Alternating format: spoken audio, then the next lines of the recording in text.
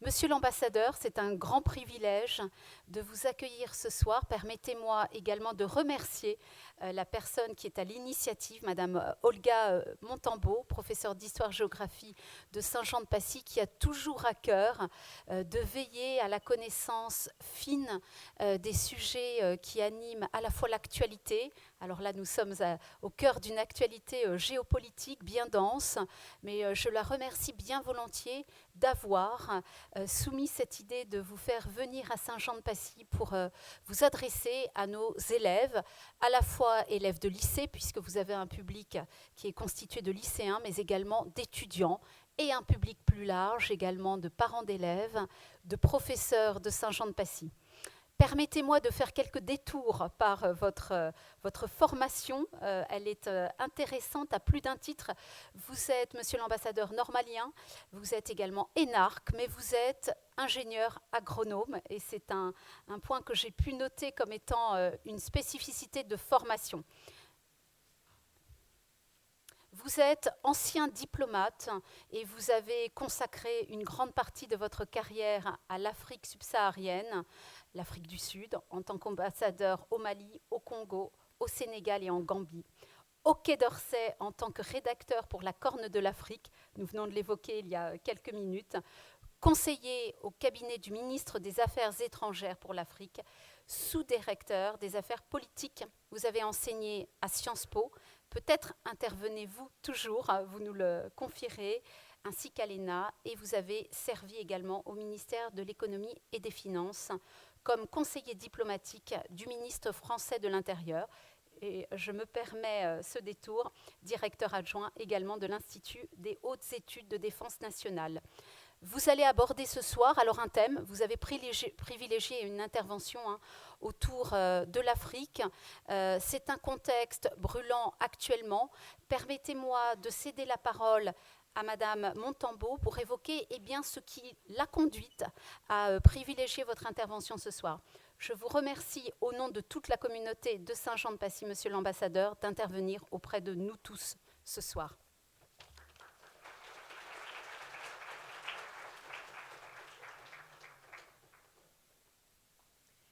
Bonsoir Monsieur l'ambassadeur, bonsoir chers élèves, bonsoir chers collègues et bonsoir chers parents. Merci beaucoup effectivement de venir partager vos connaissances du continent africain avec nos élèves. L'objectif en tant qu'enseignant, c'est toujours de leur donner une connaissance fine, la plus fine possible du monde contemporain, et pour ça il faut évidemment faire appel à des personnes qui n'en ont ni une vision teintée d'idéologie, ni teintée de raccourcis simplificateurs, mais qui ont une connaissance de terrain. Et c'est votre cas, monsieur l'ambassadeur, donc on vous remercie beaucoup de partager vos connaissances avec nous ce soir. Merci.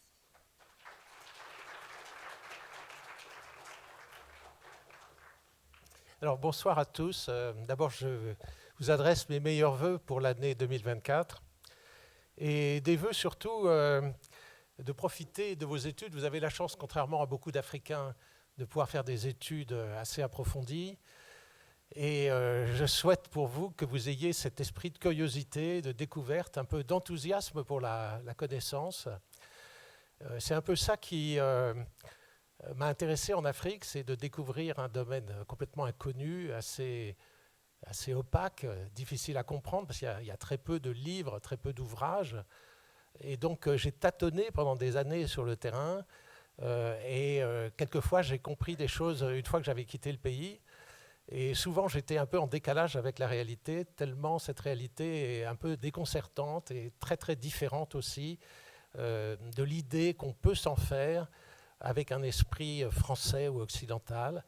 Les cultures, les manières de raisonner, les traumatismes du passé également sont très différents.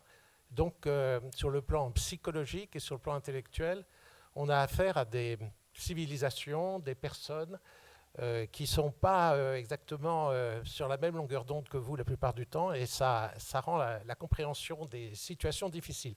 Et d'ailleurs, on va le voir tout à l'heure, beaucoup de problèmes rencontrés, puisque, pour parler du Sahel, la France s'est fait expulser du Sahel récemment, du Sahel central, n'est-ce pas, du Mali, puis du Burkina, puis du Niger, pour des raisons précisément de d'incompréhension interculturelle, parce que nous n'avons pas vraiment, nous ne sommes pas rentrés, nous n'avons pas compris les préoccupations des populations et des dirigeants de ces pays. Et ce décalage, cette incompréhension est à l'origine des difficultés que nous avons rencontrées. Alors, avant de parler de cette région du Sahel, peut-être, vu le titre qui a été donné à cette intervention, quelques généralités sur l'Afrique au sud du Sahara. Donc, il y a 54 pays en Afrique, 48 au sud du Sahara. Et l'Afrique, c'est, vous savez, les cartes sont des projections planes d'une sphère. Et donc, ça rapetisse l'Afrique, ça agrandit les pays au nord de l'équateur. Et l'Afrique, en fait, c'est beaucoup plus grand que l'Europe, les deux Amériques et l'Asie collées ensemble. Ça fait quand même à peu près 25% des terres hébergées et 17% de la population.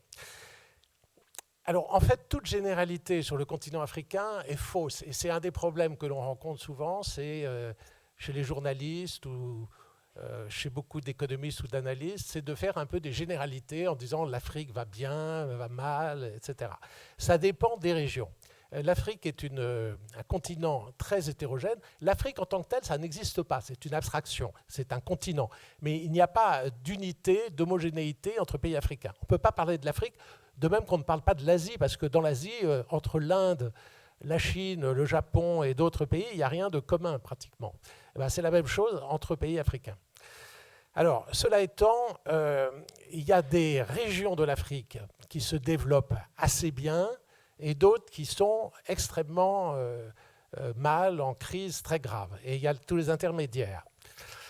Pour parler des régions dont je ne parlerai pas après, qui vont bien, je dirais qu'il y a une certaine amélioration depuis 2000, de 1960, qui est en gros l'année des dernières indépendances. Entre 56 et 60, les 54 pays africains sont tous devenus indépendants.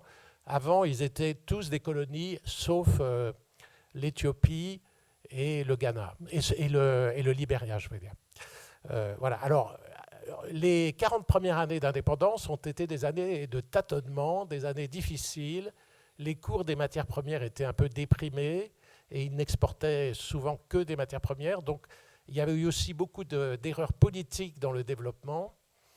Et donc, ça a mal fonctionné. Et à partir de 2000, on a eu un décollage un peu d'une partie au moins de l'Afrique au sud du Sahara, avec des taux de croissance assez élevés, de l'ordre de 5% par an, en moyenne sur le continent, pour une population qui augmentait de 2,5 à 3% également par an. Donc ça fait un taux de croissance réel un peu plus faible par habitant. Mais néanmoins, c'était une période assez euphorique. Ça a été l'époque de l'afro-optimisme. Et puis, depuis 2015, il y a un ralentissement. Les matières premières se vendent moins cher. C'est essentiellement le développement de la Chine qui a permis la hausse du cours des matières premières. Et puis, il y a eu la crise du sida à partir de 2019-2020 surtout. Et depuis lors, ça a du mal à redémarrer un petit peu. Les taux de croissance restent un peu moyens. Et donc, c'est encore la région du monde où il y a le plus de pauvreté, puisque en gros 40% de la population au sud du Sahara vit en dessous du seuil de pauvreté, c'est-à-dire $2 par jour. C'est le seuil ONU de la pauvreté. Et environ 43% de la population n'a pas accès même à l'électricité. Ça fait 650 millions de personnes qui n'ont pas d'électricité. Donc c'est la région du monde où il y a quand même le plus de pauvres. Si le taux de pauvreté tend à se réduire un peu, le nombre de pauvres augmente parce que la démographie, on va en reparler tout à l'heure, est très forte. C'est la seule région du monde maintenant où il y a une augmentation, une croissance très forte de la population. Alors, ce n'est pas vrai en Afrique du Nord, en Afrique australe et dans un petit nombre de pays, mais dans la région du Sahel et dans toute l'Afrique centrale, vous avez une explosion démographique dont on reparlera tout à l'heure, parce que c'est un phénomène majeur. Et ça signifie que la population actuelle de l'Afrique, qui est de 1,3 milliard d'habitants environ 1,150 milliard au sud du Sahara, va doubler d'ici 25-30 ans. En 2050, elle aura doublé, on sera à 2,5 milliards d'habitants facilement. Et à la fin du siècle, il est très prévisible que la population du continent africain sera entre 4 et 6 milliards d'habitants, c'est-à-dire entre 40 et presque 50% de la population du monde.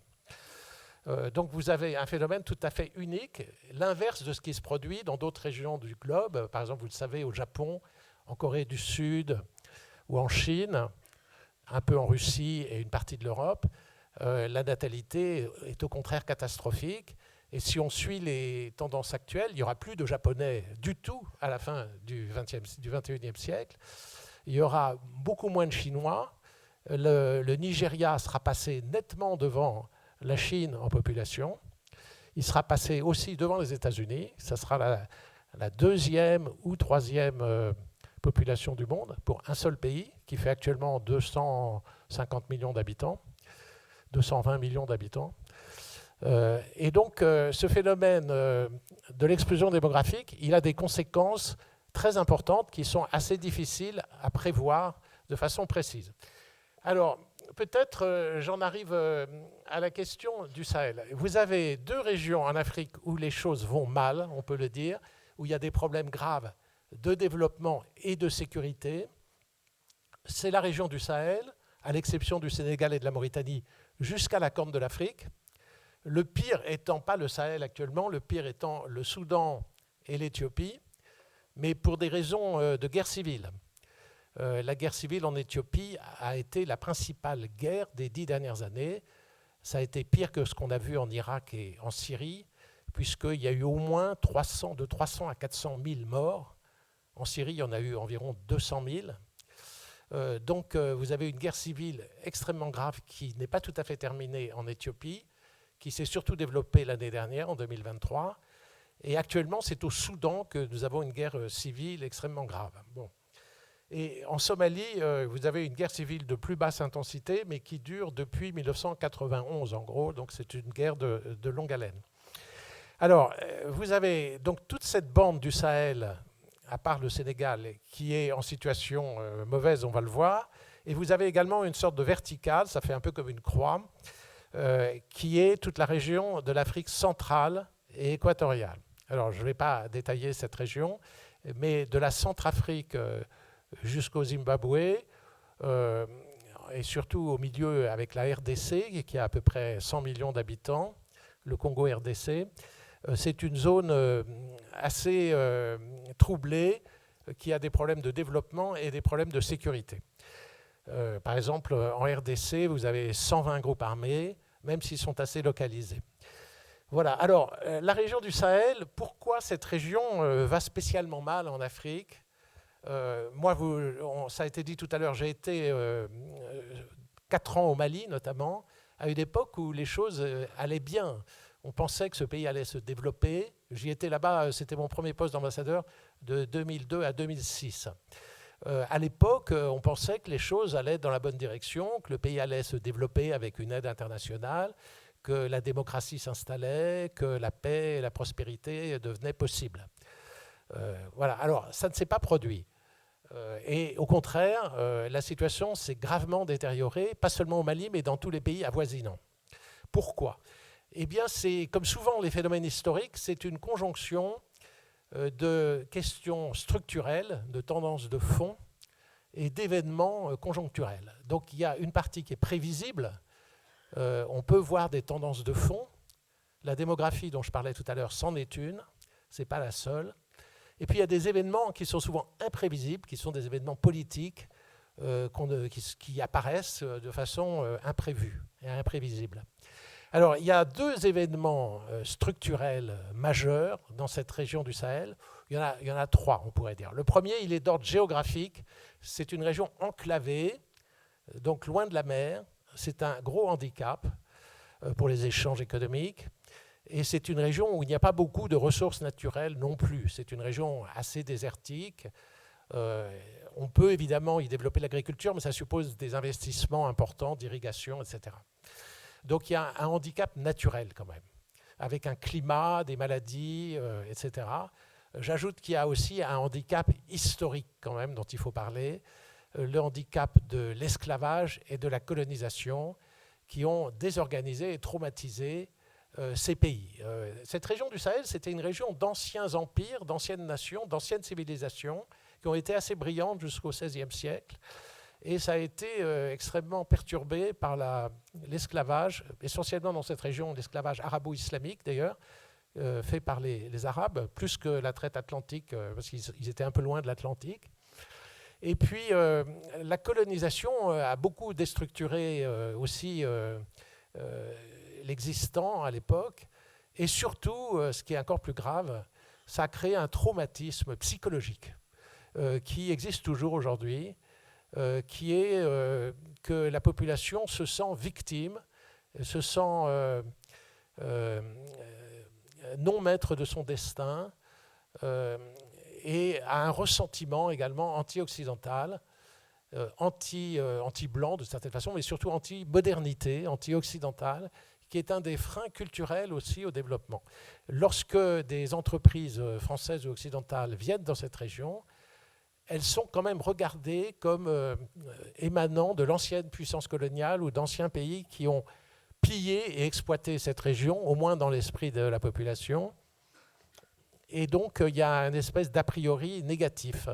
Et il y a aussi une espèce de volonté de repli parce que les problèmes sont venus de l'extérieur avec l'esclavage et la colonisation. Et peut-être dans la culture aussi, il y a l'idée qu'il y a une rationalité mystique, mais une rationalité quand même plus forte qu'en Europe. C'est-à-dire, ils ne croient pas au hasard. Si vous êtes malade, c'est que vous avez reçu un sort de quelqu'un.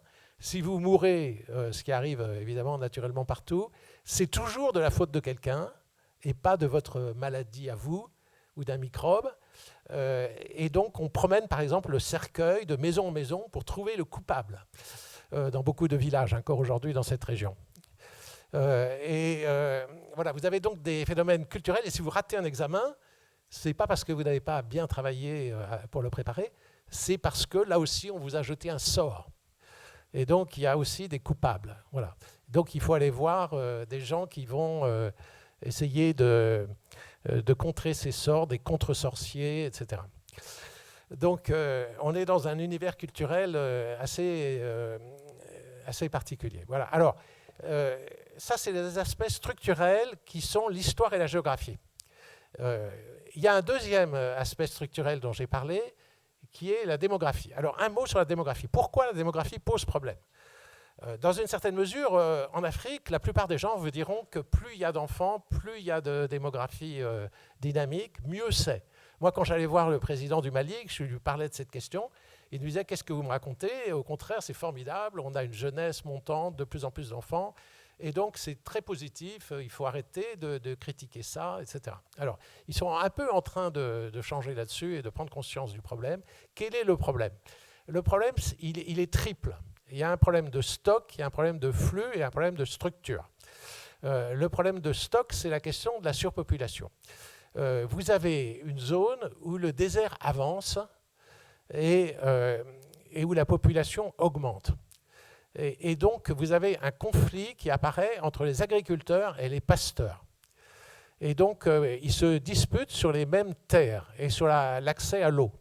Et donc, une bonne partie du conflit du Sahel n'a rien à voir ni avec la religion, ni avec le djihadisme, ni avec des histoires ethniques. Ça vient d'une concurrence économique, socio-économique, entre les pasteurs et les agriculteurs. Et vous avez le même problème au Nigeria aussi, même s'il se mêle d'autres éléments d'ordre ethnique ou religieux, puisque, par exemple, au Nigeria, les pasteurs sont musulmans, les agriculteurs sont chrétiens. Il y a eu une dimension un peu religieuse qui s'est produite dans les attaques qui ont eu lieu au moment des fêtes de Noël, ce qui n'était pas non plus une coïncidence absolue. Alors ça, c'est l'aspect stock, n'est-ce pas ? C'est-à-dire surpopulation. C'est ce qu'on appelle, c'est la théorie de Malthus, si vous avez étudié ça. Sauf que Malthus, tout le monde reconnaît qu'il s'est trompé. Il s'est trompé partout, sauf au Sahel. Il s'est trompé parce que Malthus disait que la population allait augmenter plus vite que les ressources et donc il y aurait un problème. C'était ça sa théorie au XVIIIe siècle. en fait, il n'avait pas intégré les progrès de l'agriculture, la productivité, le progrès technique, qui fait que Malthus a tort. Mais il a raison au Sahel, parce que là, il n'y a pas beaucoup de progrès techniques, la productivité n'augmente pas beaucoup, et la population augmente plus vite que les ressources. Donc c'est un phénomène malthusien de stock. Maintenant, vous avez un effet de structure. Ça, c'est le plus grave, en fait. C'est l'effet de structure. Ça veut dire quoi? Ça veut dire que la part de la population qui est en âge de travailler est très faible par rapport à la population à charge. C'est-à-dire que la proportion des enfants, par exemple, si vous prenez le cas du Niger, l'âge médian est de 14 ans. 14 ans, virgule quelque chose. Ouais. Et la moyenne d'âge de la population est de 15-16 ans dans les pays du Sahel. Et la grande majorité de la population sont des jeunes, des enfants pratiquement, ou des adolescents. Et donc qui ne sont pas en âge de travailler. Ils sont en tout cas moins de 16 ans. Et donc, ils sont à charge. Alors, ils sont à charge, donc ils ne produisent pas. Or, un pays importe, parce qu'il ne produit pas grand-chose, le Mali. Il ne produit pas d'ordinateur, de téléphone, même de vêtements et de nourriture, souvent. Et la vie moderne, finalement, ce sont des produits de consommation qui sont importés. Pour importer, il faut exporter pour le même montant. Sinon, vous vous endettez et vous ne pouvez plus rembourser votre dette au bout d'un moment, donc vous ne pouvez plus vous endetter non plus. Et donc, vous êtes dans une impasse. Et donc, ils sont dans cette situation maintenant où ils ne peuvent pas produire parce que la proportion de la population qui est capable de produire est trop faible. C'est le premier problème. Le deuxième problème, c'est quand vous avez un Nigérien moyen, il a 2 femmes et 14 enfants. C'est la moyenne dans la population. Bon, et si vous avez 14 enfants, vous ne pouvez pas épargner, n'est-ce pas? Parce que les enfants, il faut leur acheter des vêtements, de la nourriture. Donc, vous n'avez pas d'argent, vous n'épargnez pas. Donc, vous n'avez pas de compte en banque. Si vous n'avez pas d'argent dans votre banque, les banques n'ont pas d'argent pour financer l'investissement. Et donc, vous avez un problème économique majeur, c'est qu'il n'y a pas d'investissement dans ces pays. Là, je parle de l'investissement privé, puisque les entreprises ont besoin d'être financées pour se développer et elles ne trouvent pas de financement. En tout cas, de façon domestique, de façon intérieure. Voilà. Et vous avez encore un autre problème, c'est que vous avez un déficit commercial également, puisque vous consommez plus que vous ne produisez. Voilà. Donc vous avez un problème de financement, d'endettement, un problème de déficit commercial, un problème de manque d'investissement. Donc vous avez tout cet effet de structure de la population a un impact économique très, très négatif. Et le dernier élément, c'est le flux. Le flux, c'est le taux de croissance.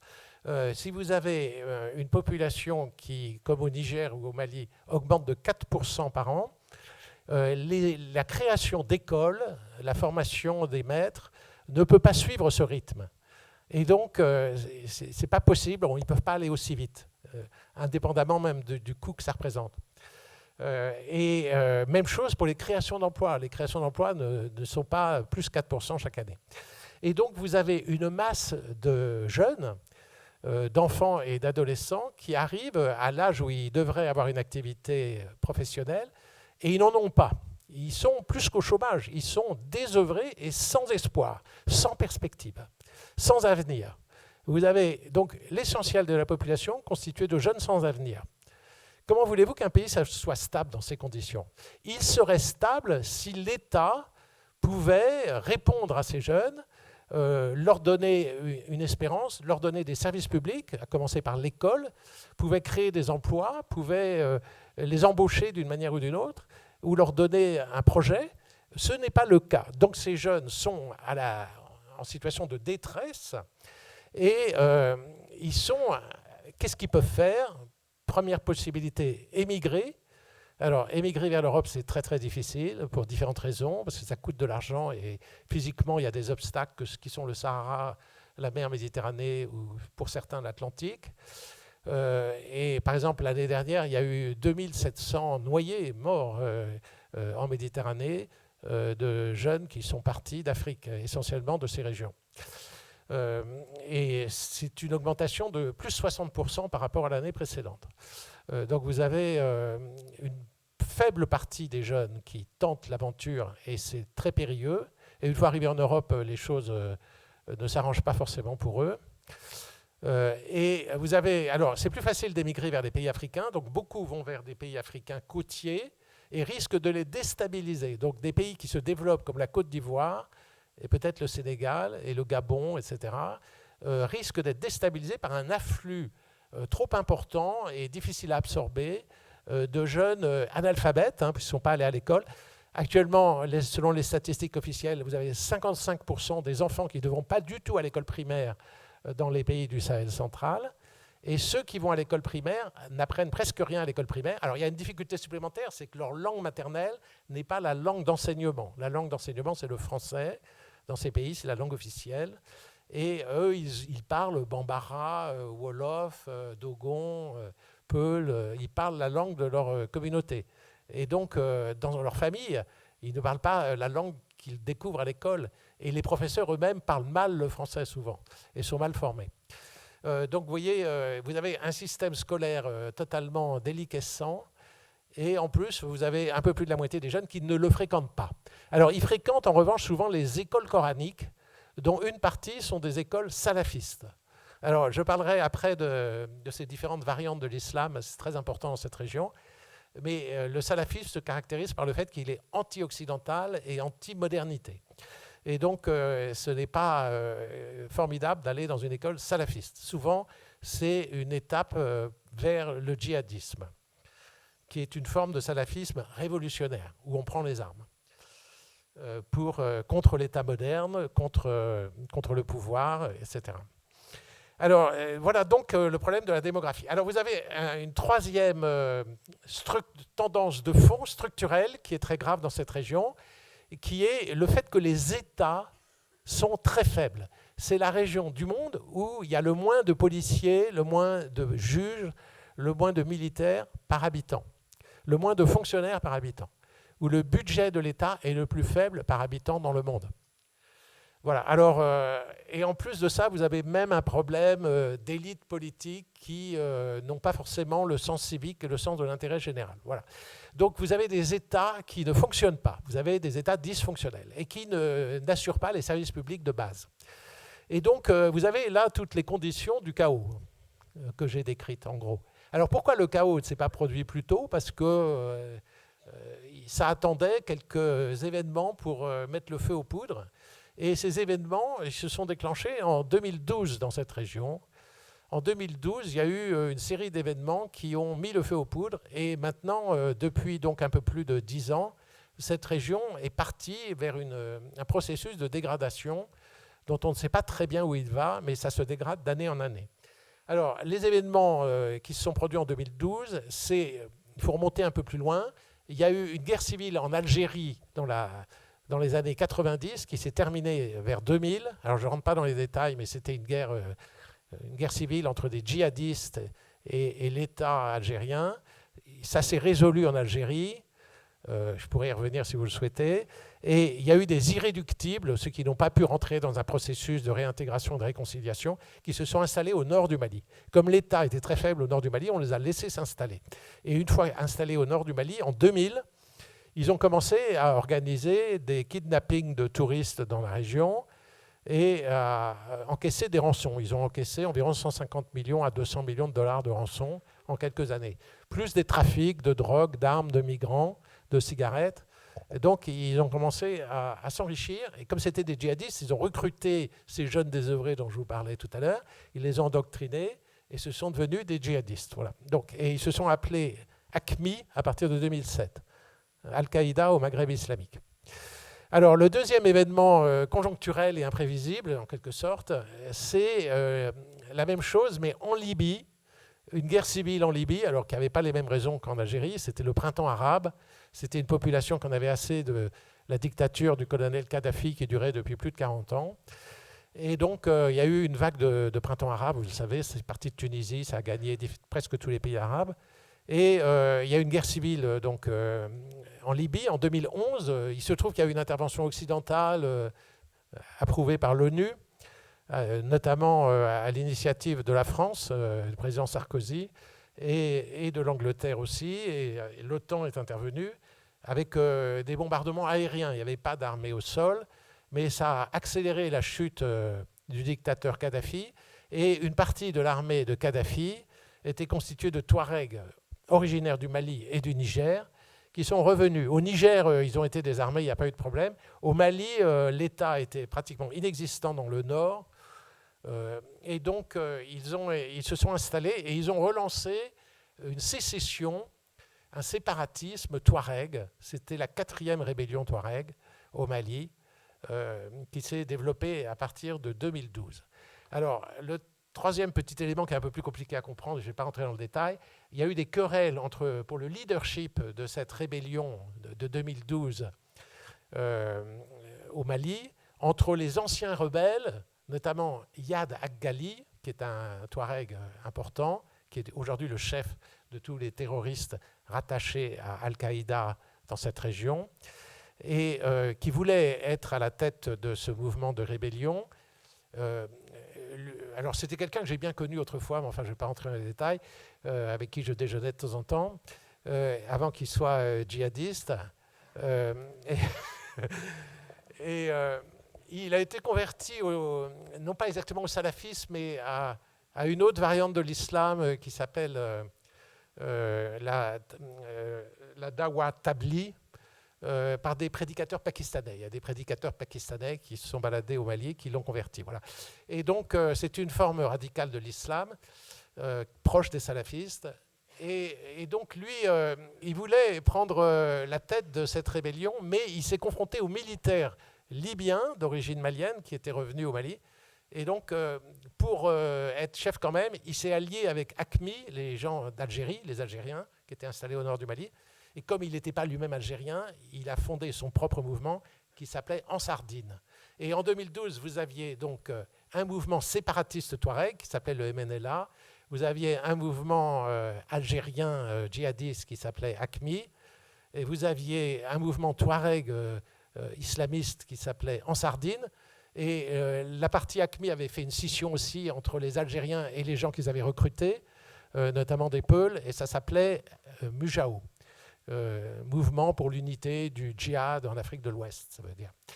Et donc vous aviez 4 mouvements armés et qui ont vaincu l'armée malienne en 2012, et donc la moitié, même un peu plus des 2/3 du territoire, mais qui contenait que 10% de la population, tout le nord du Mali, a fait sécession. Et c'est là-dessus que l'armée française est intervenue en janvier 2013, c'était l'opération Serval. On a plus ou moins réunifié le Mali, je dis plus ou moins parce qu'il y avait un problème sur Kidal, la ville de Kidal dans le nord, où on a fait une faute majeure de s'allier aux séparatistes pour essayer de combattre les djihadistes. Et ça nous a, c'était le début des problèmes que nous avons eus avec les autorités maliennes, qui n'ont pas compris qu'on puisse s'appuyer sur des séparatistes pour combattre les djihadistes, parce que pour un Malien, être séparatiste, c'est évidemment vouloir la mort du Mali, la coupure en deux du Mali, alors que les djihadistes, c'est vu par certains Maliens, même si c'est à tort à mon avis, une question de théologie. Finalement, c'est une interprétation différente de l'islam. Il y a des islamistes, il y a des musulmans parfaitement tolérants, parfaitement pacifiques, qui s'appuient d'ailleurs sur le verset du Coran qui dit qu'il ne doit pas y avoir de contraintes en religion. Donc c'est vraiment la religion la plus tolérante du monde, d'une certaine manière, puisque c'est la seule qui dit clairement qu'il ne faut pas convertir les autres et qu'il ne doit pas y avoir de contraintes à suivre une religion. Hein. Donc ça c'est un des versets, même s'il y a d'autres versets qui disent le contraire aussi, parce que comme dans tous les textes religieux, il y a des contradictions. Et donc les djihadistes, les salafistes, eux ont une interprétation radicalement différente. Le salafisme est un mouvement assez récent, ça remonte pratiquement surtout au XVIIIe siècle, et ça s'est développé sous la forme du djihadisme moderne au XXe siècle.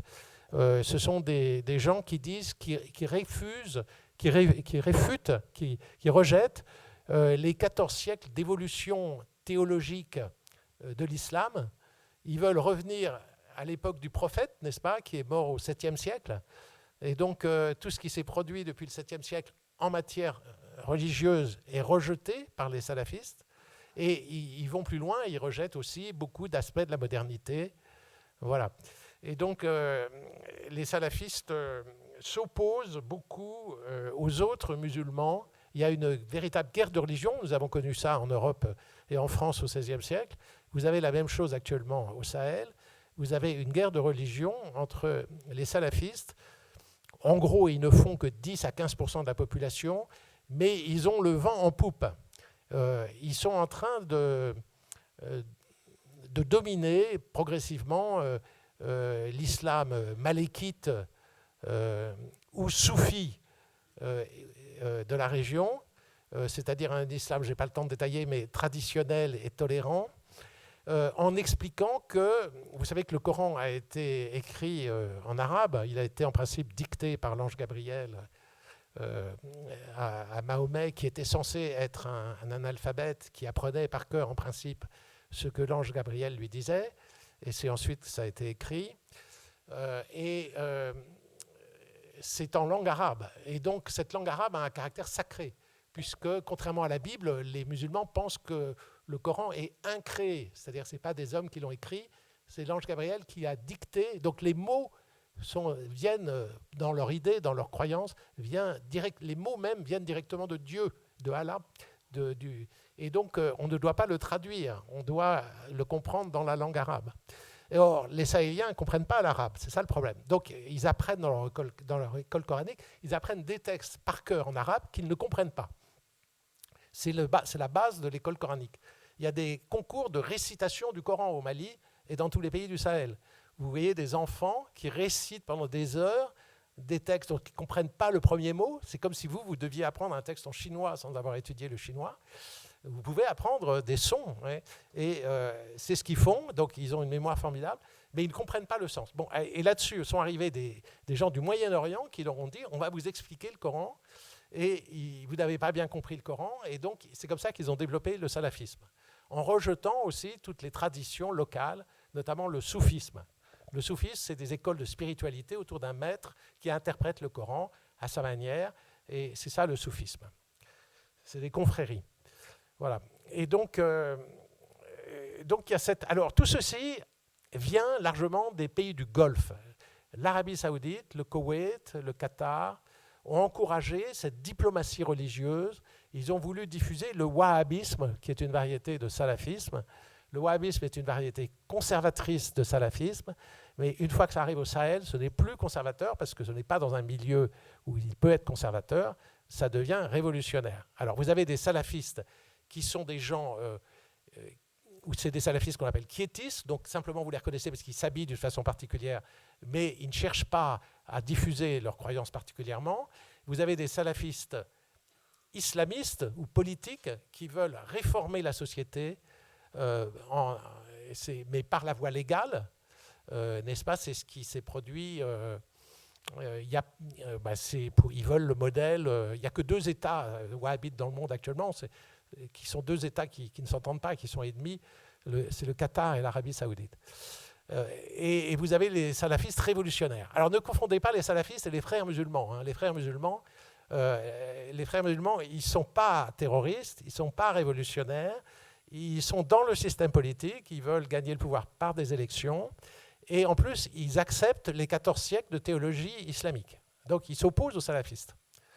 Alors, curieusement, en Égypte, les frères musulmans qui avaient gagné les élections et qui ont été renversés par un coup d'État de l'actuel maréchal Sissi, les frères musulmans sont déclarés terroristes en Égypte et les salafistes soutiennent le gouvernement actuel en Égypte.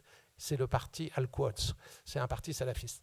Donc vous voyez, les choses sont assez compliquées, je ne vais pas rentrer dans tous les détails. Alors voilà donc la situation au Sahel. Alors, il se trouve que l'armée française a été incapable, évidemment, de traiter des problèmes aussi compliqués. Vous voyez bien que ce n'est pas des questions purement militaires. Donc, si on se bat contre les djihadistes, vous tuez un djihadiste, son frère va devenir djihadiste, son cousin va devenir djihadiste pour le venger. Ça explique que plus on tuait de djihadistes, plus il y avait de djihadistes. Il faut bien le constater. On a tué quand même de nombreux djihadistes et il y en avait de plus en plus. Donc, quelle est l'explication? Plus vous les tuez, plus il y en a qui apparaissent. C'est un fait. Voilà, il faut en tenir compte. Ça veut dire que la méthode militaire, il faut un volet militaire, il faut se défendre. Mais c'est à utiliser avec beaucoup de doigté et d'une façon subtile. Il faut se défendre, il faut assurer des zones que l'on contrôle, mais il ne faut pas tuer de façon indiscriminée tous les gens soupçonnés de djihadisme. En plus, l'armée française, Barkhane, était professionnelle, mais l'armée malienne, l'armée du Burkina, ont beaucoup moins de précautions et de professionnalisme et tuent les populations soupçonnées d'être de connivence avec les djihadistes. Et c'est une façon quand même de les pousser dans les bras des djihadistes aussi. Et donc vous avez de ce fait un développement du djihadisme. Voilà. Alors pour traiter le djihadisme, vous voyez bien qu'il faut traiter le mal à sa racine. Et le mal à sa racine, c'est trouver une solution à la question de la démographie et une question à l'emploi des jeunes. Si vous ne résolvez pas ces problèmes, vous ne pouvez pas avancer. Et il faut trouver aussi une solution au problème du dysfonctionnement de l'État. Parce qu'un des grands arguments, c'est de dire que l'État est corrompu, que l'État n'apporte pas de services, que l'État les pille, les exploite, que l'État est un ennemi. Et c'est vrai que l'État apparaît souvent comme un ennemi au lieu d'être quelqu'un ou une entité qui vous protège. Voilà, alors là-dessus, je vais passer quelques diapos peut-être pour illustrer.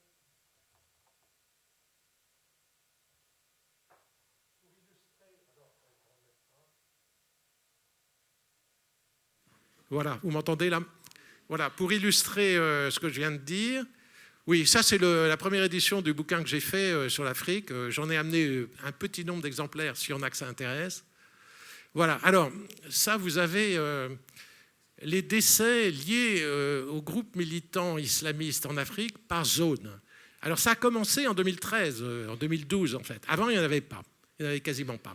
Avant, vous aviez d'autres formes de terrorisme, notamment chrétiens, d'ailleurs, on en parle rarement, mais vous aviez des terroristes chrétiens, enfin qui se disaient chrétiens ou bibliques, qui étaient assez importants avant les années 2010, mais ça a disparu sous l'effet de la répression, mais ça n'a pas totalement disparu. Vous avez au Congo RDC encore un groupe terroriste qui s'appelle Armée de Jésus-Christ, vous en avez un autre qui s'appelle Corps du Christ. Vous voyez, donc c'est des noms surprenants pour des groupes terroristes, mais ça existe. Et vous aviez aussi la LRA, l'armée de libération, ça voulait dire quoi? Voilà, enfin, c'était, leur doctrine, c'était d'appliquer les 10 commandements. Mais ils ont tué 100 000 personnes pour ça. Et donc c'était un mouvement terroriste dans la région d'Afrique centrale. Alors, ce n'était pas dans la même région. C'était essentiellement en Centrafrique, en Ouganda et en RDC, qui sont évidemment des zones où il y a peu de musulmans et donc les mouvements djihadistes se sont peu développés. D'accord, qu'il en existe un maintenant assez sérieux en RDC qui s'appelle les ADF, qui est un mouvement djihadiste. Alors il n'apparaît pas sur ce tableau. Sur ce tableau, vous voyez plusieurs choses. C'est qu'en Afrique du Nord, il y a pratiquement maintenant, c'est marginal le djihadisme. Ah, je reviens en arrière. Ah oui, non, zut. En Somalie, il y a une constance, ça ne régresse pas, alors que c'est depuis beaucoup plus ancien, c'est le premier qui a commencé, lui, dans les années 90, c'est le mouvement des Chebab.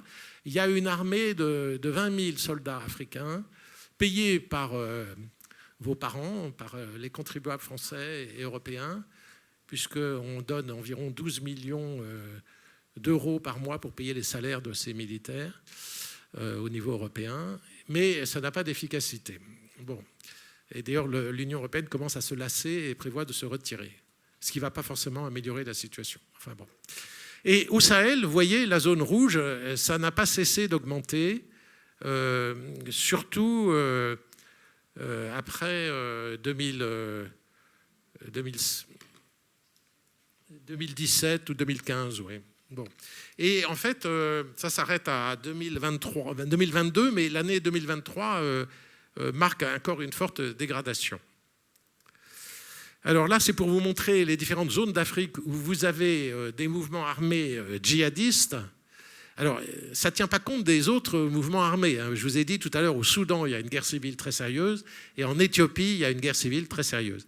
Mais là, c'est uniquement focalisé sur les djihadistes. Alors, les djihadistes sont dans le Sahel. Vous avez deux mouvements djihadistes, deux fédérations de mouvements djihadistes, un qui relève de Al-Qaïda et l'autre qui relève de Daesh, en bleu. Vous avez la région du Nigeria avec Boko Haram, et vous avez la région de Somalie et puis le nord du Mozambique. Et en fait, ce n'est pas marqué sur cette carte, mais également la frontière Rwanda-Congo-RDC. Alors, comment se répartissent les choses entre Al-Qaïda et Daesh? Ces deux mouvements se battent entre eux assez largement. Ils n'ont pas la même idéologie. Et au Sahel, c'est le JNIM, c'est-à-dire un mouvement qui est rattaché à Al-Qaïda, qui est dominant. Et il a la particularité de chercher à administrer la région et de séduire, entre guillemets, la population ou de les forcer à rentrer dans sa logique. C'est-à-dire, ils arrivent dans une région, ils vont voir les imams, ils demandent à l'imam de se convertir au salafisme. L'imam, il est traditionnel, musulman, malékite. Et soit il accepte de se convertir au salafisme, et dans ce cas-là, il peut rester, soit il n'accepte pas, et il a le droit de partir. Ça se passe comme ça. Et la population, il y a des normes de comportement. Ils doivent, vous le savez, couper le pantalon à hauteur du genou. Les femmes doivent être voilées. Les enfants doivent aller à l'école coranique et absolument pas à l'école en français, etc. Donc il y a une façon de prier un peu particulière aussi, qui n'est pas la même qu'avant. Donc ils essayent de... Et en échange, souvent ils signent des accords avec les villages, et en échange de ces accords, ils protègent le village contre les voleurs de bétail, ils assurent finalement la loi et l'ordre et la justice, parce que la justice est corrompue, inexistante dans ces pays, et donc la population apprécie malgré tout un certain retour à l'ordre et une justice un peu expéditive, certes, mais ils ne sont pas spécialement violents dans leur application de la charia. C'est-à-dire, à ma connaissance, les gens qui relèvent d'Al-Qaïda ne font pas, aujourd'hui, ils n'amputent pas, ils ne coupent pas, contrairement aux gens de Daesh, hein, c'est différent chez Daesh. Chez Daesh, tout voleur, on lui coupe la main droite et le pied gauche. Et on le relâche comme ça. Et les femmes soupçonnées d'être adultères sont lapidées. Ça veut dire toutes les relations sexuelles entre gens non mariés aussi, les jeunes sont lapidés. Et on est fouetté, etc.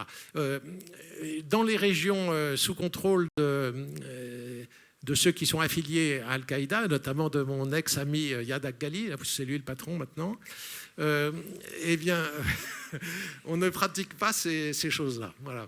Lui a jamais été pour ces choses-là. En revanche, dans les régions de Daesh, ils ne cherchent pas à administrer et à séduire, ils cherchent à terroriser. Donc, c'est deux pratiques assez différentes. Maintenant, si vous négociez avec les gens du JNIM, c'est-à-dire avec les gens affiliés à Al-Qaïda, ce qui n'est pas le cas. Pour l'instant, ils ne sont pas dans la tendance de vouloir négocier avec eux. Ça va se présenter un jour ou l'autre, forcément. Il va falloir négocier avec eux un jour. Mais pour l'instant, ils ne sont pas encore dans cette logique-là. Ça va, comme la négociation n'apportera pas de solution aux jeunes qui sont embauchés par Al-Qaïda, par le JNIM, eh bien, une partie d'entre eux rejoindra Daesh aussi. Donc tout ça est assez compliqué. Alors, vous voyez que le Sahel et la Somalie, qui fait plus ou moins partie du Sahel, c'est l'essentiel des djihadistes aujourd'hui, avec le bassin du lac Tchad qui pratiquement aussi appartient au Sahel. Donc toute cette zone. Alors en Somalie et au Sahel, ceux qui relèvent d'Al-Qaïda sont dominants. Ceux qui sont en vert, là, dans le bassin du lac Tchad, ils relèvent de Daesh. Donc ils sont un peu plus méchants, là, un peu plus violents. Alors voilà la carte de recommandation, de conseils aux voyageurs faite par le Quai d'Orsay. Vous voyez, donc n'allez pas passer vos vacances là-bas, puisque normalement il faut aller dans les zones vertes. Et même le Sénégal n'est pas en zone verte. Voilà. Alors moi, ça ne m'a pas empêché jusqu'à l'année dernière d'aller chaque année au Mali, mais maintenant je n'ai plus de visa, je ne peux plus y aller. Alors ça, c'est les différentes crises, n'est-ce pas, que j'ai déjà mentionnées. C'est juste un rappel. Vous avez une crise de l'État qui ne fonctionne pas, une crise politique sur laquelle je n'ai pas insisté, le système démocratique n'a pas bien fonctionné, une crise économique, une crise démographique, une crise un peu de la nation parce que maintenant il y a un aspect un peu ethnique qui a été introduit, notamment la question des Peuls qui étaient des nomades. sachant que les Peuls avaient dominé cette région au XIXe siècle. C'est eux qui ont apporté l'islam dans cette région aussi. Et aujourd'hui, les Peuls sont discriminés et ils sont assimilés aux djihadistes. Beaucoup de djihadistes sont Peuls. Les djihadistes recrutent chez les Peuls parce que les Peuls sont discriminés. Encore, il faudrait là aussi nuancer. Dans toutes ces communautés, vous avez 3 classes. Vous avez l'aristocratie, qui sont souvent des propriétaires terriens. Vous avez la classe moyenne, qui sont les artisans. Et vous avez les esclaves ou descendants d'esclaves. Et c'est surtout les descendants d'esclaves qui sont les plus discriminés et qui donc sont recrutés le plus facilement par les djihadistes. Alors, l'hostilité à la France est devenue le sentiment le plus mobilisateur au Sahel. Oui, c'est vrai. Alors, j'en ai pas parlé. C'est dû, on peut en parler en détail, mais c'est dû à 2 raisons principales. Une raison structurelle de fond, de long terme, qu'on appelle un peu la France-Afrique, c'est le fait que depuis le général de Gaulle et depuis les indépendances, il y a eu cette idée française d'avoir des relations spéciales avec les anciennes colonies françaises, avec le franc CFA, qui est une monnaie un peu gérée par Paris, avec les bases militaires, avec des opérations de police régulièrement. Quand il y avait des coups d'État, on rétablissait celui qui était renversé ou des choses de ce genre. Et donc, il y avait une espèce de tutelle, en pratique, qu'on appelle la France-Afrique. Alors, avec cette jeune génération, c'est devenu un peu insupportable. Ils ont l'impression qu'ils n'étaient pas vraiment souverains, indépendants. Et aujourd'hui, ils veulent leur vraie souveraineté. Ils disent qu'ils ont obtenu une fausse indépendance en 1960 et que la vraie indépendance, c'est d'avoir chassé les Français de cette région. Bon, ça, c'est... Quoi qu'on fasse, c'est un phénomène. On ne pouvait pas faire grand-chose contre ça, sauf qu'il aurait fallu anticiper un peu, peut-être réduire le nombre de bases, peut-être supprimer le franc CFA, c'est ce que je recommande, et quelques mesures auraient dû être prises qui n'ont pas été prises, parce qu'on n'a pas senti venir cette montée anti-française, anti-France plus qu'anti-française. Le deuxième élément, c'est qu'au Mali en particulier, mais on a un peu recommencé ailleurs, il y a eu des erreurs nombreuses et variées, que je n'ai pas le temps de détailler, mais je pourrais répondre à vos questions là-dessus. J'en ai cité une tout à l'heure, Serval, l'opération militaire en 2013, s'est associée aux séparatistes, ce qui était vraiment la chose à ne pas faire. L'ambassadeur sur place avait protesté, il a été aussitôt limogé. Donc ça a été décidé à Paris, c'était une mauvaise décision. Aujourd'hui, on nous accuse toujours de vouloir faire éclater le Mali pour mieux l'exploiter, etc. Il y a toujours cette idée qu'on veut revenir, recoloniser, piller, etc. Cette idée est dominante dans l'esprit des Maliens. Et moi, je leur dis, pourquoi vous vous attaquez tout le temps à la France? Vous avez quand même les djihadistes, eux, ils sont là, ils vous embêtent vraiment. Pourquoi vous ne vous occupez pas plus des djihadistes et moins de la France? Ils me répondent systématiquement, mais les djihadistes, c'est une création française. C'est vous qui les soutenez, vous êtes derrière les djihadistes, c'est vous qui les armez, c'est vous qui leur donnez de l'argent, etc. Donc, ils croient ça maintenant aussi. Donc, on est dans le fantasme et l'irrationnel. Et donc, il est difficile à ce moment-là de lutter. Alors, il y a eu d'autres erreurs. C'est que Barkhane, qui a succédé à Serval, ça a changé de nom, mais c'était la même chose. C'était l'armée française à partir de 2014 jusqu'à qu'elle soit renvoyée du Mali, puis du Burkina et du Niger. L'armée française, il n'y avait pas de contrôle politique sur l'armée française. Je suis désolé. Ils étaient laissés à eux-mêmes, les militaires. Un général n'est pas un diplomate, n'est pas un anthropologue. Et donc, ils ont accumulé les erreurs. Ils ont communiqué tout seuls. Ils ont fait leur stratégie sans en discuter avec les autorités locales. L'armée locale s'est sentie marginalisée. Tout ceci a créé beaucoup de rancœur. Et donc, ces erreurs qui sont des erreurs de nature politique, les militaires, ils faisaient leur boulot militaire, mais il aurait fallu, comme le fait l'ONU dans ses opérations de casque bleu, il aurait fallu un politique à leur tête. Il n'y en avait pas. Et donc, ils ont accumulé les erreurs, et ces erreurs ont exaspéré la population. Ça aurait moins exaspéré la population s'il y avait eu des résultats tangibles. Mais d'un côté, ça ne faisait pas disparaître le djihadisme, il y avait de plus en plus de djihadistes, et de l'autre côté, la France communiquait en disant c'est super, on a encore tué un chef djihadiste, on est géniaux, on est les plus forts, etc. Et donc ça a exaspéré la population. Et alors j'ajoute qu'il y a eu une série de coups d'État dans toute cette région. J'étais au Mali au moment juste avant le premier coup d'État de mai 2021. Ce coup d'État, il n'était pas défavorable à la France. Le nouveau Premier ministre, c'était mon meilleur ami au Mali, donc il n'y avait pas de problème. Le problème, c'est qu'il a été renversé un an après par des colonels beaucoup plus durs, que je ne connaissais pas, là, pour le coup. Et maintenant, ils ont surfé sur cette hostilité de la population. Alors, il se trouve que les autorités françaises, le président Macron en particulier, mais le ministre, les deux ministres, Armée et Affaires étrangères, n'ont cessé de faire des invectives à l'égard du régime. Et quand il y a eu le coup d'État, le deuxième coup d'État, le premier coup d'État, on l'a bien accueilli parce que ce n'était pas un coup d'État hostile à la France. Et en plus, il était nécessaire ce coup d'État. Enfin, je n'ai pas le temps d'entrer dans les détails, mais on était un peu obligé de faire un coup d'État. Le deuxième coup d'État, c'était juste des militaires qui se sentaient un peu marginalisés par ceux qui avaient fait le coup d'État. Enfin, c'était les militaires qui avaient fait le coup d'État, mais sous la pression internationale, ils avaient mis des civils à la tête. Et ces civils ont voulu assurer le pouvoir. Et donc, les militaires qui avaient en fait pratiquement fait le coup d'État, en pratique, se sont sentis un peu frustrés du résultat de leur coup d'État par les politiques, et donc ont pris la totalité du pouvoir en faisant un deuxième coup d'État. Bon.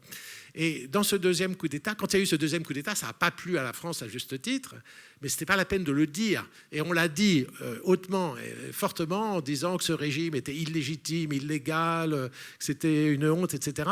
Et en plus, on a suspendu toute coopération militaire. Alors, il y avait sur place 4500 militaires français à l'époque. Donc, on a dit, on suspend toute coopération militaire. Donc, les 4500 militaires, ça devenait une armée d'occupation, une armée d'invasion. Et donc, ça a été ressenti comme tel, puisqu'ils ne coopéraient plus, ils ne luttaient plus contre les djihadistes. Ils étaient néanmoins sur place, on ne les avait pas rappelés en France. Et donc, là aussi, c'est une erreur politique. Il fallait soit les rappeler en France, soit ne pas dire qu'on suspend la coopération militaire. Sinon, on transformait une armée qui venait aider en armée d'invasion et d'occupation, et ça a été ressenti comme tel, évidemment. Et donc, le Premier ministre du Mali, qui était le nouveau Premier ministre, qui était aussi un de mes ex-copains, mais avec qui je m'étais un peu fâché après, depuis qu'il a fait ce coup d'État surtout. Enfin, il s'appelle Choguel Maïga. Choguel Maïga a dû, à juste titre, la France nous a abandonnés en plein vol. C'était son expression. Ça, c'était dans un discours à l'ONU. Et au lieu de reconnaître qu'on les avait abandonnés en plein vol ou qu'on avait fauté, on a surenchéri dans les noms d'oiseaux et les aimabilités pas du tout diplomatiques. Et donc, ça a aggravé, évidemment, de ce fait. Après, ils se sont complètement tournés contre la France. Ils ont expulsé l'ambassadeur de France, qui était mon ancien numéro 2 à l'époque où j'étais ambassadeur là-bas.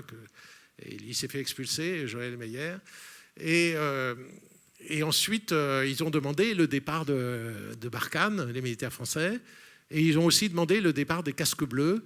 Pourquoi ? Parce que les casques bleus documentaient les exactions de l'armée malienne. Je vous ai dit tout à l'heure que l'armée malienne ne faisait pas de distinguo très net entre les terroristes et la population. Et donc, alors c'est vrai que c'est difficile de reconnaître un djihadiste au milieu de la population.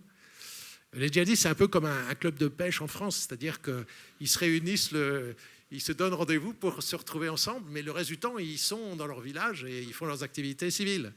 Voilà, donc, sauf que c'est évidemment un peu plus dangereux. Mais donc, ça veut dire qu'on a du mal à les reconnaître. Et donc, dans le doute, l'armée malienne tuait tout le monde dans le village, si vous voulez, sachant qu'il y avait peut-être des djihadistes dans le village. Bon. Ce qui n'était pas une idée très intéressante. Et surtout, la MINUSMA avait documenté ces massacres. Elle a fait des rapports détaillés, notamment sur le massacre de Moura. Et donc, de ce fait, elle s'est fait expulser. Voilà. Alors, là, je vous ai parlé de ces différents événements qui ont créé la crise. Ça, c'est un graphique sur l'explosion démographique pour vous montrer qu'en Afrique du Nord, ils ont réglé le problème. Vous voyez, c'est la courbe bleue, Algérie, Libye, Maroc, Tunisie. La natalité, qui était la même partout en Afrique et en Europe d'ailleurs, et en Asie, il y a quelques décennies, a décru, c'est ce qu'on appelle la transition démographique, et il n'y a pas eu pratiquement cette transition dans les pays du Sahel. La Mauritanie étant dans une situation intermédiaire. Oui, ça, je passe vite là-dessus. Un des problèmes, c'est que les jeunes filles se marient très jeunes et donc, évidemment, elles ont beaucoup d'enfants assez vite et il n'y a pas de mesures pour réduire le nombre d'enfants pour des raisons à la fois économiques et culturelles. Comme il n'y a pas de système de sécurité sociale et de retraite, les adultes pensent que leurs enfants sont leur retraite et quand ils seront vieux et infirmes, leurs enfants viendront subvenir à leurs besoins. Ce qui est vrai d'ailleurs, mais ça entretient la natalité.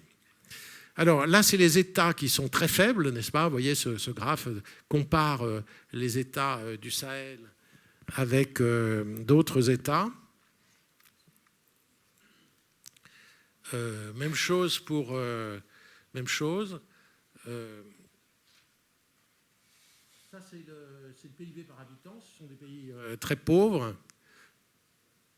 Alors ça, c'est le nombre d'attentats. Vous voyez, ça augmente. Alors, ça descendait au Niger. Malheureusement, le président du Niger, qui était le président Mohamed Bazoum, qui avait été élu démocratiquement, était quelqu'un qui avait une bonne stratégie anti-djihadiste. Et de ce fait, ça se voyait dans les chiffres, il négociait avec les djihadistes, il essayait de résoudre les problèmes des jeunes qui étaient attirés par les djihadistes, etc.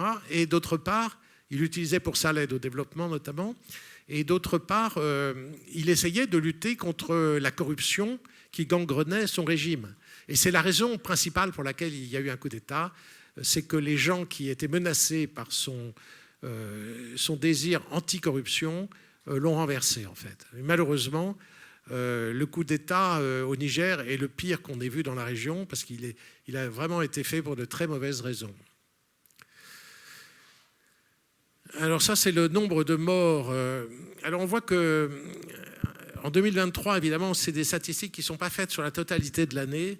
Et donc il faudrait les augmenter un peu. Je vois d'ailleurs qu'au Mali, il y aurait eu une réduction en 2023 par rapport à 2022, ce qui n'est pas le cas, à ma connaissance, du nombre de morts. On voit quand même que le Burkina Faso est spécialement dégradé par rapport au Mali et au Niger. Alors pourquoi c'est dégradé au Burkina Faso? Pour des raisons assez compliquées, mais c'est essentiellement la faiblesse de l'État. Et eux, ils ont adopté une stratégie un peu différente des autres pays. Alors au Mali, je ne suis pas rentré dans les détails, mais ils ont fait appel aux Russes après avoir chassé les Français. C'est la milice Wagner, la fameuse milice Wagner, qui est active au Mali. Au Burkina Faso, pour l'instant, il n'y a pas vraiment une milice Wagner, sauf il y a une centaine de militaires russes qui assurent la sécurité du président contre un nouveau coup d'État. Il y a eu quand même ce président, c'est le deuxième coup d'État au Burkina en un an. Maintenant, avant c'était un commandant, maintenant c'est un capitaine, Ibrahim Traoré. Il a failli être renversé récemment par un coup d'État. Il y a quand même un mécontentement assez fort dans le pays. Et donc, il a pris une centaine de militaires russes pour le garder. Et comme ça, il ne va pas être renversé normalement. Et lui, c'est le plus brutal de la région. Tous les dissidents sont kidnappés à leur domicile. On ne sait pas ce qu'ils deviennent, ils disparaissent. Dans le meilleur des cas, ils sont envoyés sur le front et transformés en militaires pour se battre contre les djihadistes. Ou autrement, ils sont emprisonnés ou tués. Par ailleurs, sa tactique est particulière. Au lieu de faire appel à une milice privée de mercenaires, ce qui coûte cher, il a décidé d'armer la population. Donc il crée des milices villageoises qui s'appellent les volontaires pour la défense de la patrie, qui ont une formation très sommaire et on leur donne des armes. Alors ils ont sollicité la France pour donner des armes d'abord. Si la France avait donné des armes, on aurait gardé de bonnes relations avec le Burkina Faso, évidemment. Mais on n'a pas voulu donner des armes, à juste titre, je pense, parce que ces milices sont assez hors contrôle et ne tuent pas que des djihadistes, et ils tuent évidemment aussi de façon indiscriminée. Les agriculteurs tuent les pasteurs, les éleveurs, etc. Et donc, il y a des problèmes de ce genre qui se produisent. Et donc, nous, on ne voulait pas être associés à ces exactions. Pour les Russes, ce n'est pas un problème, évidemment. Et donc, la Russie arme massivement ces populations. Et je n'ai pas dit au passage que la Russie participe beaucoup à la campagne anti-française par les réseaux sociaux, en envoyant aussi beaucoup de vidéos, même avec des acteurs. On voit des militaires français qui donnent de l'argent aux djihadistes, qui arment les djihadistes, qui pillent l'or du pays, etc. il ne recule devant aucun moyen et aucun mensonge pour essayer de salir et de faire de la propagande anti-française. Voilà, alors ça, on a déjà vu ça. Oui, bon, ça, c'est en bleu, c'est les gens de Daesh, et en orange ou brun, c'est les gens de Al-Qaïda. Oui, là, on a déjà vu ça. Bon, ça, c'est un peu des redites aussi. Oui, ça, c'est les différents groupes djihadistes au Mali en particulier. Ceux qui sont en bleu relèvent de Daesh, en bleu, enfin à droite, pas bleu-vert. Les autres, c'est des filiales différentes de Al-Qaïda qui sont regroupées par Yad al-Ghali sous le nom de JNIM. Alors, en dehors des groupes armés djihadistes, vous avez les groupes armés séparatistes. Vous avez une vingtaine ou une cinquantaine pratiquement de groupes armés séparatistes parce que il faut savoir qu'en 2013, l'armée française donc, a décidé de lutter contre les djihadistes, mais elle n'a pas décidé de lutter contre les séparatistes, qui n'étaient pas considérés comme des terroristes. Les séparatistes, tantôt ils s'alliaient avec les djihadistes, tantôt ils ne s'alliaient pas. Au moment où l'armée française est arrivée, ils avaient été chassés de leur territoire par les djihadistes, donc ils étaient devenus momentanément anti-djihadistes, et donc l'armée française a cru pouvoir s'appuyer sur eux. Bon, c'était une erreur, je l'ai déjà dit tout à l'heure. Ensuite, on a dit pour les séparatistes, on va traiter ça de manière politique par un accord qui s'appelle l'accord d'Alger, l'accord pour la paix et la réconciliation au Mali, où on va donner une autonomie à cette région, on va transférer des pouvoirs, on va faire des élections, etc. Et donc, on va recruter tous les groupes armés séparatistes dans l'armée malienne, et s'il y en a trop, les autres, on leur donnera un pécule, on les réinsérera dans la vie civile ou dans l'administration. Il y avait pas mal d'analphabètes qu'on avait nommés instituteurs comme ça, d'ailleurs, donc ça posait quelques problèmes, mais la politique prime souvent sur les réalités, malheureusement. Alors, cet accord, il se trouve qu'il n'a pas fonctionné parce qu'il avait été signé un peu sous la contrainte. Les groupes armés étaient plutôt favorables à cet accord, mais quand même mettaient beaucoup de bâtons dans les roues pour l'appliquer. Et Bamako, surtout après le deuxième coup d'État, était devenu opposé à cet accord, sans le dire, mais tout en le sabordant. Voilà. Et donc, cet accord, finalement, n'a pas fonctionné. Alors ça, c'est les différents groupes.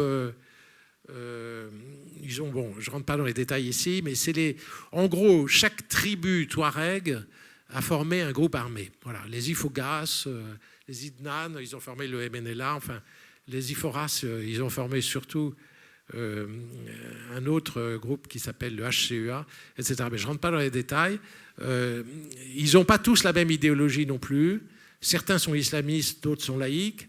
Mais ce sont des groupes tribaux, ce sont des milices tribales non djihadistes. Mais certains ont des affinités avec les djihadistes. Voilà. Certains sont islamistes non djihadistes, d'autres sont laïcs, d'autres sont anti... Il y a aussi la moitié des groupes qui sont pro-Bamako, qui sont contre l'idée de l'Azawad, contre l'idée de l'indépendance. Alors, j'en dis un mot quand même pour comprendre cette complexité. Cette idée d'indépendance touareg de l'Azawad, le nord du Mali, c'est une idée, c'est un programme politique de l'aristocratie touareg d'une tribu particulièrement, qui sont les Iforas et les Idnan, qui sont des tribus nobles. Voilà. Dans les tribus touareg, vous avez les nobles, vous avez la classe intermédiaire qu'on appelle les Imrad, et vous avez les esclaves qu'on appelle les Bellas, ou descendants d'esclaves. Il y a encore des vrais esclaves dans certaines régions. C'est une des rares régions du monde où il y a encore des esclaves, dans certaines régions du Mali et de Mauritanie. C'est les deux seuls pays où il y a vraiment des esclaves encore aujourd'hui, comme autrefois. Mais la majorité des Bellas sont d'ex-esclaves, descendants d'esclaves, et ils ont formé un groupe spécial. Voilà, alors, les Iforas nobles, ils sont une minorité. Les Idnad nobles, ils sont une minorité. Donc, ils se sont dit, si la démocratie s'installe dans notre région, on va perdre le pouvoir par les élections. Les maires, les présidents de région, etc., vont tous être des Imrad. Et donc, on va être dominé par notre tiers-État. Voilà. Et alors, contrairement à ce qu'on a fait sous la Révolution française, eux, ils ont pris les armes. L'aristocratie française n'a pas pris les armes en 1789. Ils se sont laissés laminer par le tiers-État avec Louis XVI, et c'est le tiers-État qui a pris le pouvoir dans la Révolution française. Ça ne s'est pas passé comme ça au Mali. Au Mali, chacun s'est armé. Et donc la noblesse s'est armée, le tiers-état s'est armé, et les bellahs ils sont restés un peu en dehors du jeu, les esclaves. Et donc ils ont formé chacun des groupes armés. Et ceux qui étaient indépendantistes étaient l'aristocratie, parce que s'ils sont indépendants, la démocratie ne s'appliquera pas, ils resteront dans un système féodal et ils pourront rester les maîtres chez eux. Et les Imrades, n'acceptant pas d'être dominés par cette aristocratie, n'acceptant plus d'être dominés par cette aristocratie, ont formé aussi des groupes armés, du coup pro-Bamako et anti-indépendance de l'Azawad. Voilà. Et donc, je reviens un peu en arrière. Vous voyez, dans ce graphe-là, vous avez ce qu'on appelle la plateforme, c'est les groupes armés pro-Bamako. Vous avez la coordination des mouvements de l'Azawad et l'accord d'Alger, l'accord pour l'autonomie du Nord. Il était signé entre la CEMA, la coordination des mouvements de l'Azawad indépendantistes, la plateforme, qui est une coordination des mouvements pro-Bamako, et l'État malien. Il y avait 3 signataires. Alors aujourd'hui, c'est un peu plus le chaos, puisque l'accord d'Alger ne s'applique plus, et les séparatistes ne respectent plus le cessez-le-feu, puisqu'il n'y a plus d'accord. Et donc, il y a 2 fronts aujourd'hui au Mali, le front anti-djihadiste et le front anti-séparatiste. Donc, ça ne s'arrange pas. Voilà, alors ça, c'est les coups d'État récents dans la région. Le Soudan, c'est le record du monde de coups d'État, en nombre de coups d'État. Ouais. Il y en a eu, je crois, 57 depuis l'indépendance. Ouais. Ça fait beaucoup. Ouais. Ce sont des juntes militaires qui ont pris le pouvoir. Donc, ce n'est pas des gens très ouverts quand même. J'ai rien contre les militaires en général, mais ils ne voient que l'aspect militaire du problème. Ils sont dans la répression des djihadistes, des séparatistes. Ils sont contre toute négociation et contre toute solution traitant le mal à la racine. Ils pensent que la solution est militaire. Or, la solution ne peut pas être militaire, on le voit bien. Donc, ils sont dans une impasse, de mon point de vue.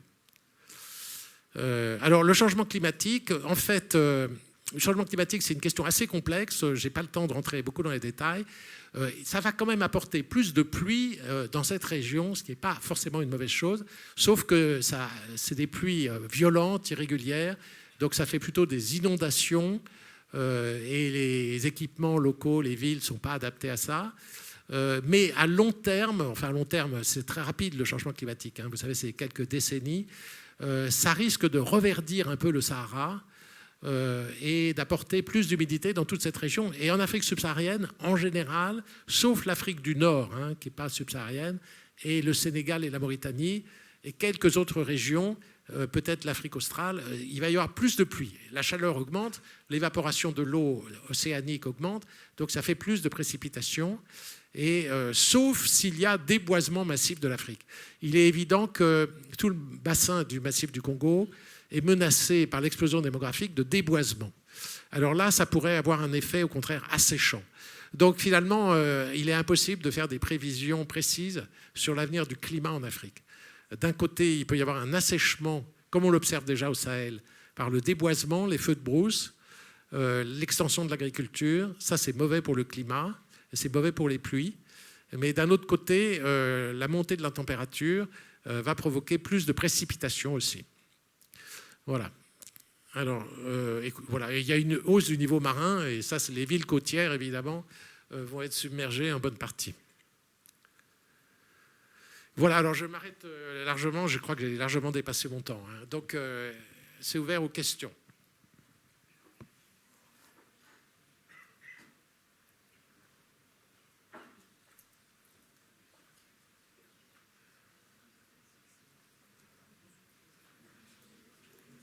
Alors, s'il y en a parmi vous qui souhaitent poser des questions à Monsieur Normand. Oui.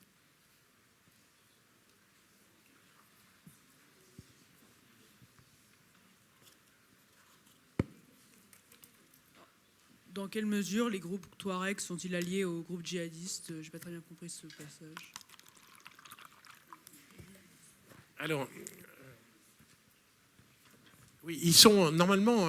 D'abord, il y a toutes sortes de groupes Touaregs, hein, je l'ai dit tout à l'heure. Il y a des groupes Touaregs pro-Bamako et il y a des groupes Touaregs séparatistes. Dans les groupes Touaregs séparatistes, certains sont islamistes, mais antiterroristes, anti-djihadistes, et d'autres sont plutôt laïques. Donc, il ne faut pas faire l'amalgame entre tous les groupes Touareg.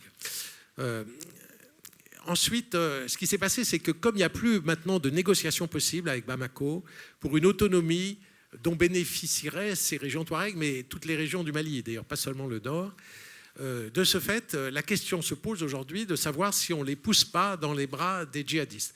Il se trouve que l'armée malienne a reconquis la ville de Kidal, qui est la grande ville du nord, qui était sous contrôle des Touaregs, de la partie séparatiste des Touaregs, y compris de la partie séparatiste islamiste, qui est le HCUA, dirigé par Al-Gabas Ag Intala. Et il se trouve que l'autre Touareg, qui est chef de la branche Al-Qaïda, qu'on appelle le JNIM, c'est un Touareg, qui est de la même tribu des Iforas que ceux qui dominaient à Kidal, il n'est pas venu aider ses frères contre l'armée malienne. Donc tout le monde s'est demandé pourquoi. L'idée, c'est qu'il voulait précisément exclure la voie négociée entre les groupes Touareg et Bamako, et il voulait que les groupes Touareg soient battus par l'armée malienne pour qu'ils rejoignent les djihadistes, en fait. Donc vous voyez, il y a des jeux politiques un peu compliqués entre eux, et la question qu'on se demande aujourd'hui, c'est est-ce qu'ils vont s'allier ou pas? Il y avait un état de non-belligérance entre eux. Ça, c'était important. C'est-à-dire que les groupes Touareg signataires de l'accord d'Alger refusaient de combattre les djihadistes. C'était déjà le cas. Maintenant, ce n'est pas la même chose que s'allier avec eux. Ce n'est pas la même chose que coopérer étroitement avec eux. Et la question se pose de savoir s'ils ne vont pas coopérer étroitement avec eux à l'avenir, mais ce n'est pas encore le cas. Donc pour l'instant, on est dans une situation d'incertitude à ce sujet.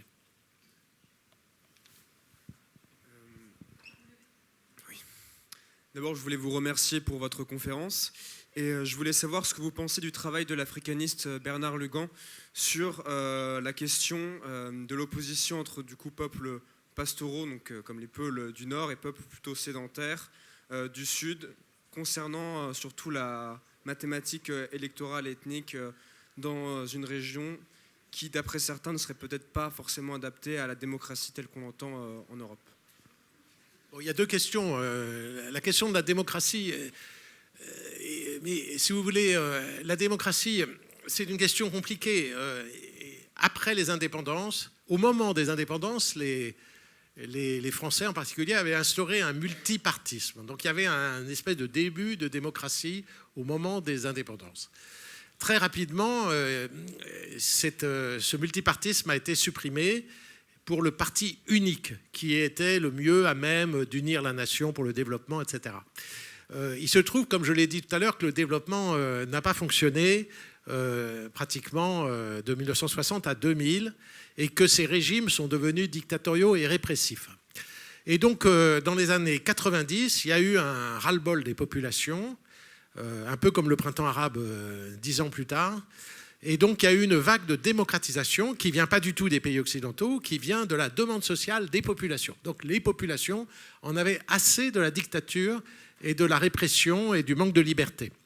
Et donc, ils ont fait des conférences nationales un peu partout, où des partis politiques se sont formés, où ils ont discuté et ils ont établi des nouvelles constitutions sur un modèle démocratique. Alors, ensuite, il se trouve que cette démocratie a été très imparfaite et a été dysfonctionnelle, essentiellement à cause de ce qu'on appelle le clientélisme. Par exemple, si vous prenez le cas du Mali, avant les coups d'État, vous aviez 200 partis politiques. Est-ce qu'on peut faire fonctionner une démocratie avec 200 partis politiques? Ça signifie quoi, 200 partis politiques? Ça signifie... Et aucun n'avait une idéologie particulière, enfin pratiquement. On ne pouvait pas dire qui était de droite ou de gauche, ou libéral, ou socialiste, ou autre, ou même anti-européen, ou quoi que ce soit. Il n'y avait aucun parti religieux là-dedans. C'était tous des partis laïques. On n'avait pas le droit de faire des partis religieux. Ça voulait dire que chacun, c'était 200 égaux, c'était 200 individus qui disaient aux autres, si vous votez pour moi, je vais vous favoriser. C'est ce qu'on appelle le clientélisme. Et donc celui qui gagnait, parce que c'est celui qui avait le plus de moyens financiers souvent, ou qui était le sortant, en gros, souvent celui qui était au pouvoir, ou qui était allié avec les gros commerçants et les gens riches du coin, Et à ce moment-là, une fois qu'il était au pouvoir, il récompensait sa clientèle de gens qu'il avait élus. Donc le système démocratique est devenu un système clientéliste où c'était aussi une fraction de la population qui accaparait, si vous voulez, les richesses, les postes politiques et les contrats publics et l'aide au développement et la rente des matières premières, s'il y en a, comme le pétrole dans certains pays. Et donc, cette démocratie a été dévoyée, voilà, un peu partout, pas partout absolument, puisque vous avez toujours une démocratie qui fonctionne tant bien que mal au Sénégal et dans un certain nombre de pays. Presque tous les pays se disent démocratiques. Il n'y a que l'Érythrée et les juntes militaires, mais même les juntes militaires, vous voyez, elles n'ont pas condamné, comme la Chine le fait par exemple, elles n'ont pas condamné formellement le système démocratique. Elles disent nous sommes un régime de transition et nous finirons par organiser une élection. Évidemment, ils décalent de plus en plus le moment de l'élection, ils restent au pouvoir le plus longtemps possible, mais ils n'ont pas formellement condamné la démocratie, parce qu'il y a un attachement quand même d'une partie de la population à la démocratie. Mais en même temps, cette population, elle ne regrette pas la démocratie, les juntes militaires sont populaires parce que cette démocratie s'était dévoyée. Donc ils sont dans une situation ambiguë où ils approuvent des régimes autoritaires parce que la démocratie a échoué, mais ces régimes autoritaires, ils vont échouer aussi, parce que ces régimes autoritaires n'ont pas de solution aux problèmes que j'ai évoqués. Et donc, je pense que l'idée d'un retour à la démocratie va continuer d'avancer. Mais ça ne sera pas forcément la démocratie comme nous l'entendons, nous. Alors, vous me dites, est-ce que la démocratie est adaptée ? Ça dépend de ce qu'on appelle démocratie. Je pense que tout le monde sur Terre, dans tous les pays, les gens préfèrent choisir leurs dirigeants, préfèrent qu'il y ait une certaine transparence, préfèrent que les dirigeants rendent compte à la population de ce qu'ils ont fait. Ils peuvent, et qu'ils aient au moins l'illusion ou la réalité de participer au choix politique et au choix des dirigeants. C'est quand même quelque chose qui est universel, ça, ce sentiment démocratique. Je pense que c'est universel personnellement. Ça fait partie presque des droits de l'homme et de la dignité humaine, la démocratie de mon point de vue. Voilà. Alors, et les Africains, donc, ils sont autant faits pour la démocratie que les Français, ni plus ni moins. En France aussi, vous avez des tas de gens qui sur le fond, n'aiment pas beaucoup la démocratie. On le voit bien à l'extrême droite, qui rêvent d'un régime plus autoritaire, etc. C'est la même chose en Afrique. Il y a des gens qui ne croient pas vraiment à la démocratie, mais je pense qu'ils ne sont pas majoritaires. Voilà, alors j'ai essayé de répondre à votre question, mais c'est une question compliquée. Ouais. Je pense aussi qu'il y a des vagues d'euphorie et de rejet, vous voyez. Après les coups d'État, les gens sont euphoriques parce que c'est le changement. Les gens n'étaient pas contents, par exemple au Mali, au Sahel, les gens appuient les coups d'État parce que c'est l'espoir du changement. Ils pensent que ça ne peut qu'aller mieux vu que ça allait mal. Mais une fois qu'ils ont expérimenté que ça n'ira pas mieux, ils vont aussi se dégoûter des juntes militaires. Et c'est pour ça qu'il y a des coups d'État successifs et que finalement les gens reviennent aussi à un système démocratique. Et les gens éduqués, les élites éduquées sont quand même pro-démocratie aussi. Voilà, autre question ? Bonsoir. Merci pour votre conférence. Vous dressez quand même un tableau très très sombre et on est tenté de répondre non à votre première question. Le Sahel retrouvera-t-il la paix ? Pour le Sahel, le tableau est sombre. Mais en revanche, j'ai donc deux questions. Une concernant les pays du Sahel sous junte militaire. Leurs populations ont besoin de vivre et de se nourrir. Donc existe-t-il des perspectives, selon vous, de coopération et de développement en termes d'agroalimentaire ou d'infrastructures ? Ça, c'est le premier point. Et le deuxième point, quels enjeux et perspectives voyez-vous pour les pays encore stables et démocratiques comme le Sénégal, la Côte d'Ivoire, le Ghana, qui bordent cette zone, et on sait que les djihadistes veulent descendre aussi vers le golfe de Guinée, et donc ces pays sont sous tension. Donc première question, voyez-vous de la coopération possible pour le bien des populations avec les pays sous junte ? Et deuxièmement, quels sont les enjeux pour les pays démocratiques qui bordent cette zone ? Coopération avec les pays du Sahel en particulier ? Ouais. Écoutez, je ne pense pas que ce soit possible. Enfin, je crois qu'il faut éviter ce qu'on a fait, malheureusement, on n'a pas évité, de faire une rupture complète. C'est-à-dire qu'on a coupé les subventions à la coopération décentralisée, par exemple. Il y avait beaucoup de communes de France ou de régions qui avaient des projets de coopération. Alors, Ceux qui ne dépendent pas du tout de l'État subsistent. Il y en a encore quelques-uns. Mais normalement, le Quai d'Orsay subventionnait ce genre de choses. Et le Quai d'Orsay subventionnait des ONG aussi, actives au Sahel. Et le Quai d'Orsay a décidé, je pense à tort, une rupture, enfin le Quai d'Orsay ou au-dessus, à l'Élysée, a décidé une rupture complète, a dit, puisque ces pays nous rejettent, ben, on les rejette aussi. Voilà. Et en gros, c'est ça qu'ils ont décidé. De l'avis de beaucoup de spécialistes, et encore plus de l'avis de tous ceux qui sont dans le milieu coopération, il ne fallait pas faire une rupture aussi radicale, et il fallait essayer de maintenir, par exemple, continuer d'avoir des bourses pour les étudiants, continuer d'encourager les échanges, ne pas empêcher les visas, ne pas fermer notre consulat, ne pas fermer notre centre culturel, l'Institut français, etc. Alors, on est allé, ça c'est le constat, assez loin dans la rupture, le plus loin possible. Je ne pense pas que ce soit une bonne idée. Maintenant, votre question, ce n'était pas exactement ça. Votre question, c'était est-ce qu'on peut faire des coopérations officiellement, un pays comme le Mali, le Niger et le Burkina, surtout le Mali et le Niger, je pense, rejettent complètement toute idée de coopération avec la France. Bon, ça c'est sûr. Donc on pourrait se dire qu'il faut attendre. Mais je crois qu'il ne faut pas leur demander la permission. Et beaucoup de coopération se faisait avec les populations, pas avec les États, si vous voulez. Et on aurait pu, et on devrait sans doute essayer de développer, sans le dire, une coopération avec les populations et aussi avec les étudiants, continuer les échanges, etc. Parce que cette crise avec la France, elle est temporaire, elle ne va pas durer, évidemment. Il est certain que dans quelques années, ils vont dire qu'il n'y a pas assez d'argent maintenant, qu'avant, il y avait l'aide budgétaire. Il y avait presque le tiers du budget qui était financé par l'Europe et par la France. Donc les fonctionnaires, il y avait un tiers. Par exemple, le Niger a réduit de 40% son budget. Donc ça veut dire qu'il faut licencier beaucoup de fonctionnaires. Ça veut dire qu'on ne fait plus aucun investissement public déjà. Il n'y a plus d'investissement public dans ces pays. C'est plus possible puisqu'ils n'ont plus d'aide au développement. Donc au bout de quelques années, là ils sont dans l'euphorie en disant on a conquis notre indépendance pour de vrai cette fois-ci, etc. Maintenant, au bout d'un moment, ils vont voir que les caisses sont vides et ils vont revenir aux réalités. Ils pensent que les pays occidentaux étaient là pour les piller, les exploiter, enfin c'est ce qu'ils disent. C'est faux, évidemment. Par exemple, la France n'a pas d'intérêt économique dans cette région. On n'est pas présent dans les richesses minières et pétrolières de cette région. C'est la Chine qui exploite le pétrole au Niger. C'est le Canada, l'Australie qui exploitent l'or au Mali. La France n'a pas d'intérêt économique dans cette région. Et l'ensemble des pays francophones, c'est moins de 1% du commerce extérieur de la France, c'est 0,7%. Le continent africain, c'est 4,7%, donc c'est presque 5%.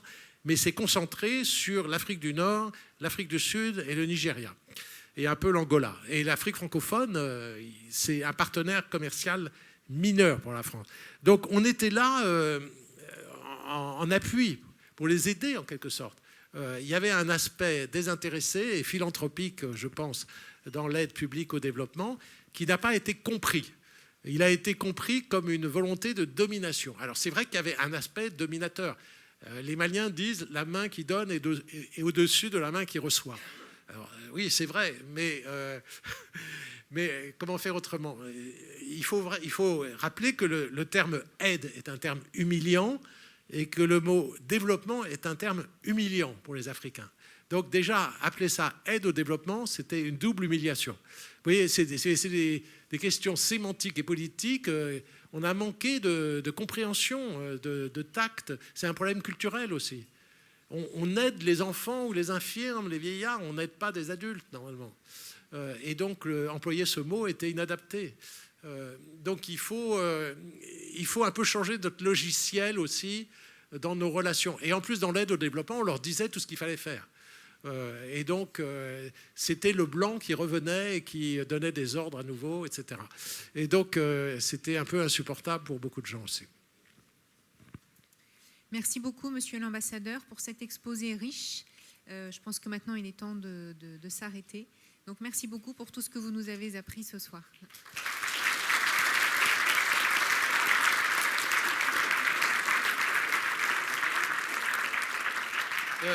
J'ai quelques exemplaires de ce bouquin. En librairie, ça vaut 25 €. Moi, je les achète à 20 € chez mon éditeur.